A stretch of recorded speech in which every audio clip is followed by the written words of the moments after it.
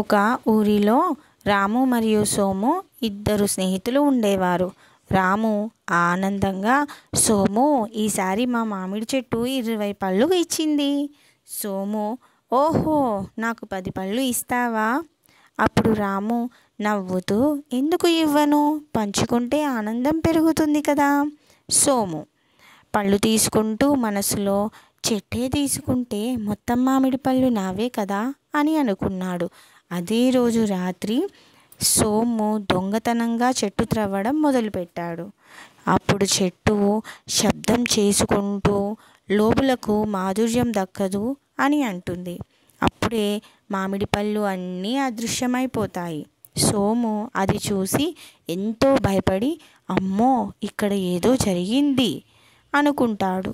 అప్పుడు రాము అక్కడికి వచ్చి, సోము, ఇది మాయా మామిడి చెట్టు, ఇది మంచి వాళ్ళకు మాత్రమే ఫలిస్తుంది.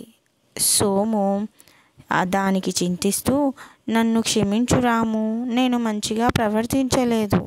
అప్పుడు రాము, పర్వాలేదు సోము, మనం కలిసి చెట్లు నాటుదాం, అందరికీ పంచుదాం.